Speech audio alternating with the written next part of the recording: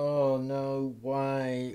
Why? Hi everyone, this is Josh. Spiral was written by Josh Stolberg and Peter Goldfinger. It was directed by Darren Lynn Bousman, who directed Saw 2, 3, and 4. This is the 9th film from the Saw series that no one asked for. I gave up on trying to follow the incredibly convoluted story of Saw a long time ago. I pretty much skipped Saw 5 through 7 because I didn't want to torture myself any longer, but for some reason I felt the need to see the previous film, Jigsaw, which I thought might be a good reboot or a fresh start, possibly. It wasn't, it was terrible, and yet I still came into Spiral with the same attitude that this might be a good restart. Spiral follows Detective Zeke Banks, a cop in a corrupt police department who investigates a series of targeted police killings by what appears to be a Jigsaw copycat killer. If there's one thing I can give this film, it's maybe that it's a little more professional looking than the previous Saw films with a slightly bigger budget of $20 million.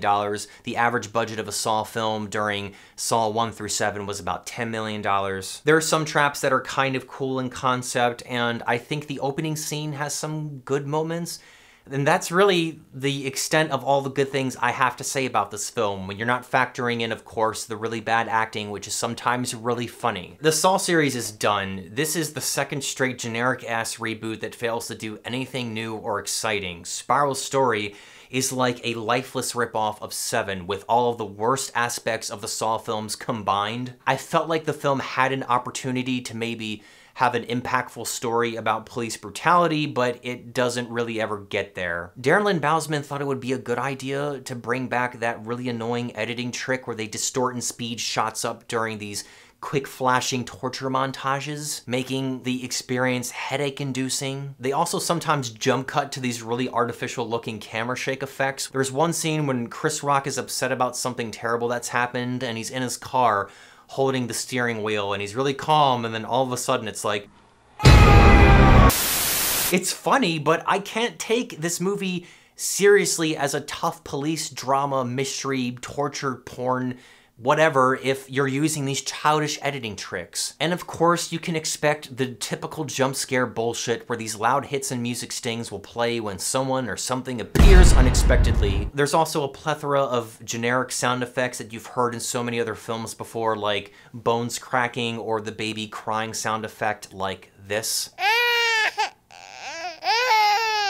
The pacing and the tone of the film also feels eerily similar to older Saw films. It's in the same gear the whole time, never really building up to anything grand or slowing down to help the audience maybe get to know these characters a little bit better. I was hoping that I would like Chris Rock at some point, but that never happened because the writing and his performance are so bad. His energy level and delivery often does not match the tone or vibe of the moment. There are so many times where he overacts and makes really weird faces that just make his performance seem so jarring. Like the scene when he talks to the police chief in the men's bathroom about the copycat killer case. He is staring at her with the creepiest bug-eyed stare. There's another part where he walks away from a crime scene in slow motion with a serious face that just makes him look constipated. Like, did the director ever think, like, maybe we should do another take of this and maybe have him maybe try to be a little more subtle? I wish they had played to Chris Rock's strengths more as a comedian and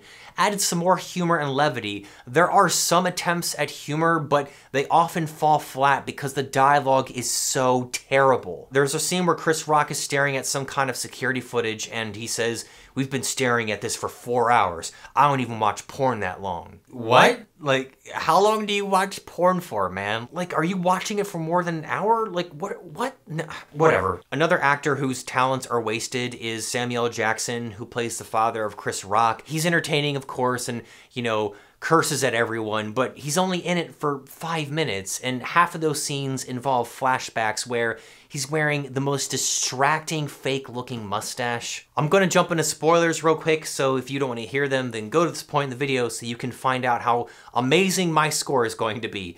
There's your warning. 3, 2, 1.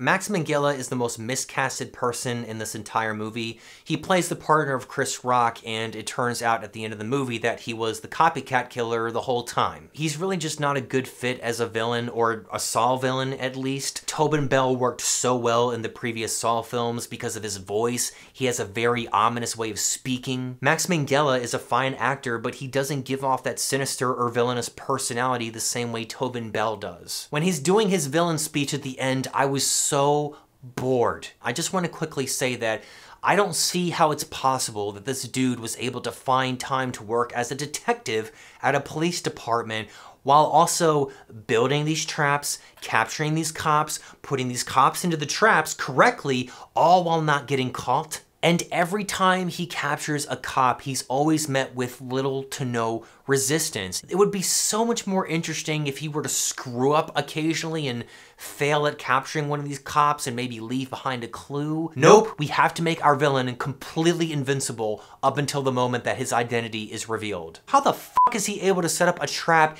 in the basement of this police department and no one notices? I also feel like I have to talk about the final trap at the end, which is incredibly stupid. The villain sets up this overly complicated trap where Samuel Jackson is hooked up to this apparatus that's attached to his arms and legs like he's a puppet, draining his blood. We find out later that Chris Rock has to participate in this trap in order to get Samuel Jackson out of it. But before he does, he has to survive another one where he's cuffed to a pipe, which is a callback to the first Saw film. He also has the opportunity to save his old partner who's in the same room, chained up to the ceiling, getting hit by shards of glass being flung across the room by this machine. What was the villain going to do if Chris Rock were to die in this first trap or get mortally wounded to the point that he couldn't participate in the next one?